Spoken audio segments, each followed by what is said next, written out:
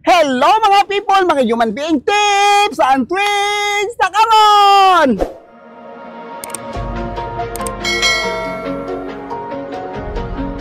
Ngayon, may customer or client. Bago tayo magpatuloy, don't forget to subscribe my YouTube channel, Miss Human Being. So ngayon, ito, tutorials naman tayo ha. Mag-tutorials talaga ang bading kasi yung mga buhok, ipakita ko sa inyo kung gaano sila anong sitwasyon sa kanilang buhok. Katulad dito, di ba? Sa tingin ninyo, super kapal ang buhok ni girl, malaki ang strands, at saka first time pa niya ditong magpariban kasi nakita niya or narinig niya na mas maganda daw magpa-Schwarzkopf ng mga rebanding. Katulad sa kanyang buhok, siguro sa tingin ko kaya sa bondastic na iriban ang kanyang buhok. Ganito kakapal ang buhok, so medyo marami din ang ilagay muna kuwas kasi para mag-absorb sa kanyang buhok. Ganyan talaga ang mga procedure.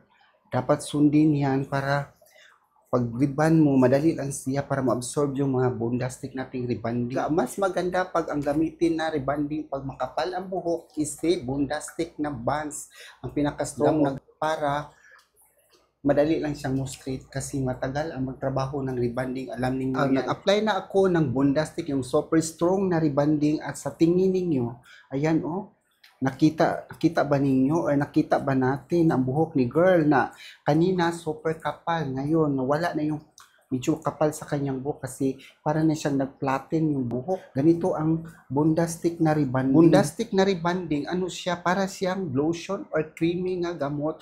Medyo matipid ng paglagay sa gamot kasi baka umabot dito sa scalp. Ang rebanding na bondastic, depende yan sa buhok. Katulad dito kanina, di ba makapal, pero depende yan sa resulta sa kanyang buhok.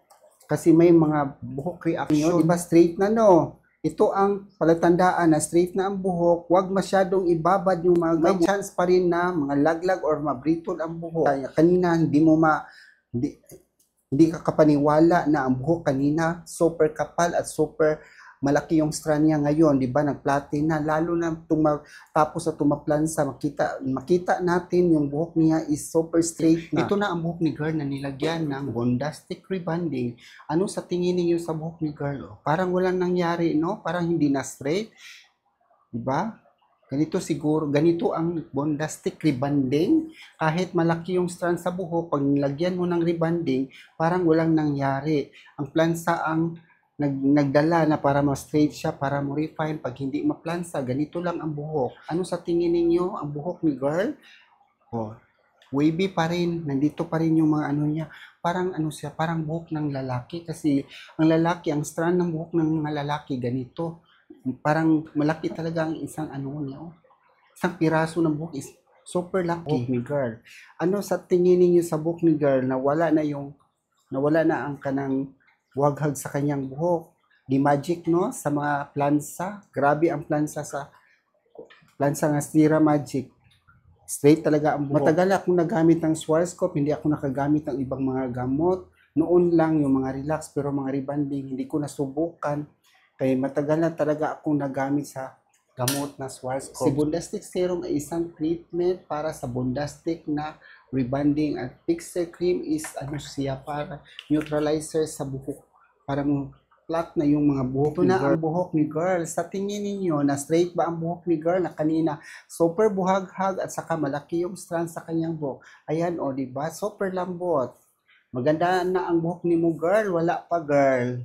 Super ganda na yan ang buhok mo Basta Schwarzkopf product, maganda talaga ang resulta. Ganyan di ba? Super kapal ngayon, super straight na nang dahil sa ating bondastic na rebanding.